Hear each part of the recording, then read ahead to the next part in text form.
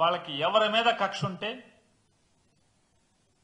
ఏ రకంగా పోలీసుని అడ్డం పెట్టి జైళ్లలో మగ్గతీస్తున్నారో, తప్పుడు కేసులు పెడుతున్నారో కళ్ళ కట్టినట్టుగా రోజు నిత్యం సంఘటనలు చూస్తూనే ఉన్నాం.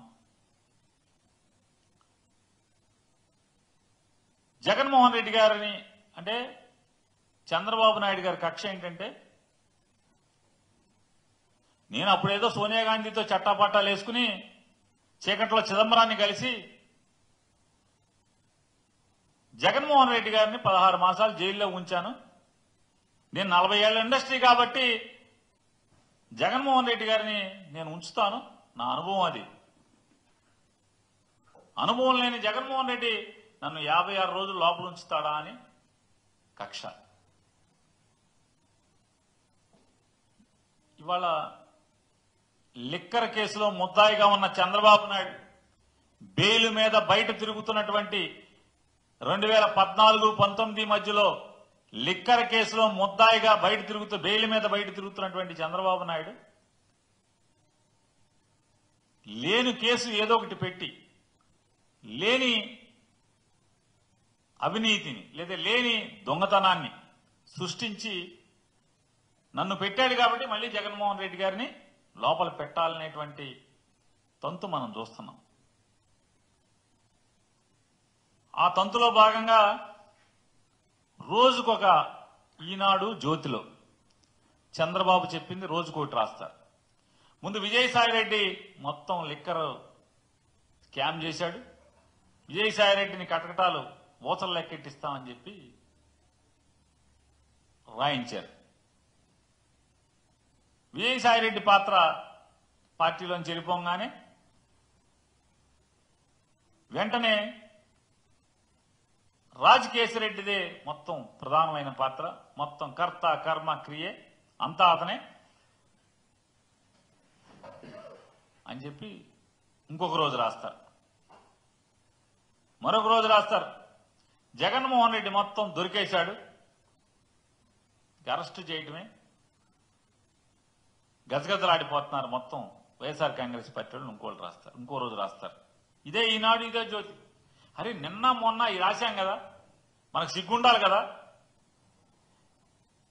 మన పేపర్లో నిన్న మొన్న ఒకటి రాసి మళ్ళీ ఇంకోటి వాళ్ళు ఎట్లా రాస్తాం అనేది ఏ మాత్రం ఇసుమంత కూడా బిడి పడకుండా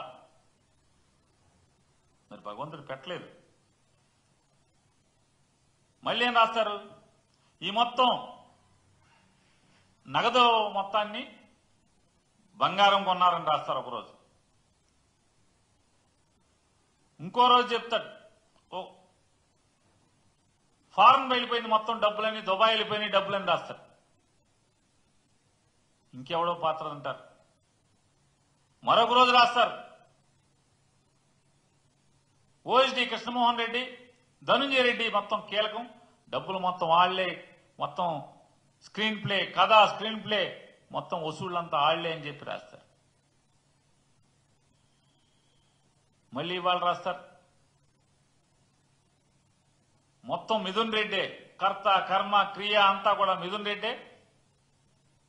రెడ్డే ఈ డబ్బులన్నీ కూడా వాళ్ళ కంపెనీలోకి తీసుకుని ఆ కంపెనీ నుంచి అసలు నాయకుడికి ఇచ్చేవాడని రాస్తారు.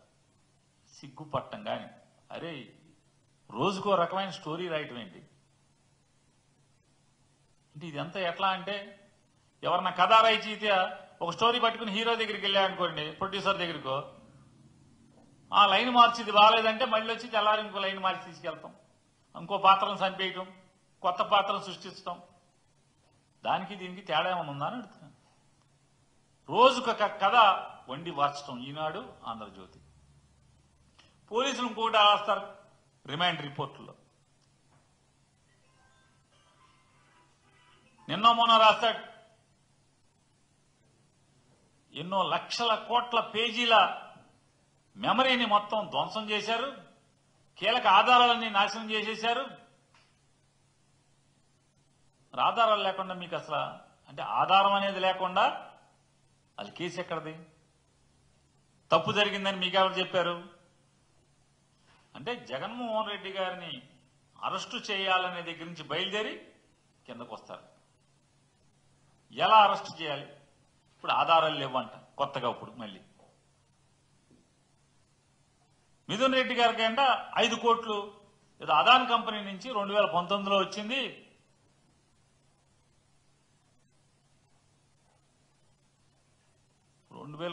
అదాన్ కంపెనీ నుంచి వస్తే దానికి ఎందుకు ఇచ్చారో, అడ్వాన్స్లకి ఇచ్చారా, ఏమన్నా ఆస్తి అమ్ముతున్నారా, ఏం చేయదు?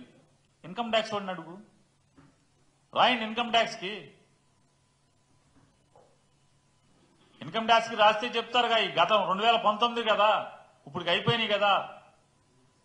లేదా పిఎల్ఆర్ కంపెనీ వాళ్ళని అడిగినా కూడా, మీరు నోటీస్ ఇచ్చినా కూడా, ఇదిగో పలానా 5 కోట్లు ఏంటి, ఎక్కడి నుంచి వచ్చినాయి, ఎందుకు వచ్చినాయి అంటే వాళ్ళు 5 నిమిషాలు ఇస్తారు కదా, కాగితాలు మీ ముఖాన్ని కొడతారు కదా. అంటే బురద పూయటం, బట్ట కాల్చి మొహానేయటం. చంద్రబాబు దొంగతనం దొరికిపోయాడు కాబట్టి జగన్మోహన్ రెడ్డి గారిని కూడా అలాగే ఏదో ఒక నిందేసేయాలి, అరెస్ట్ చేసేయాలి. అంటే ఒక్కొక్క రోజు ఒక్కొక్కటి పాత్ర, ఒక్కొక్కడు వంతు. ఏంటి అంటే రేపో మాపో మిథున్ రెడ్డికి బెయిల్ హీరింగ్ వస్తుంది కాబట్టి ఈలోపు ఈ పేపర్లన్నీ జడ్జిలందరూ చదవాలి. చదివి మొత్తం మిథున్ రెడ్డి అనమాట కర్త కర్మ క్రియ అని. అంటే నిన్న మొన్న చదవరా జడ్జిలు, మీరేం రాశారో. అలాగే చంద్రబాబు నాయుడు గారిని అరెస్టు చేయటానికి పోలీసులందరికీ ధైర్యం చెప్పాడు. ఇదంతా కూడా మీకేం పర్లేదు, ముందుకు నడవండి అని చెప్పాడు. కాబట్టి సీతారామాంజనేయులు గారిని జైల్లో వేసేయాలి. జైల్లో వేసి ఇప్పుడు ఏం చెప్తారంటే, జైలు అరెస్ట్ చేయటానికి వెళ్ళిన రోజు నిజంగా ఎవరన్నా ఉంటే పేపర్లో వార్త రాస్తే ఆ వార్తను ఆధారంగా బెయిల్కు పరిగెత్తిన ఆయన రెడ్ బుక్ రాజ్యాంగకర్త. ఈయనేమో జన కార్యకర్తలకు ఏం చెప్తాడు, మీరు అరెస్ట్ అవ్వండి, ఎన్ని కేసులుంటే అంత పోటుగాళ్ళు, మీరు పెద్ద పెద్ద పదవులు ఇస్తామని చెప్పి కార్యకర్తని రెచ్చగొట్టి, పేపర్లో అతని మీద కేసు ఉంది అనగానే టప్పని బెయిల్కి పరిగెత్తి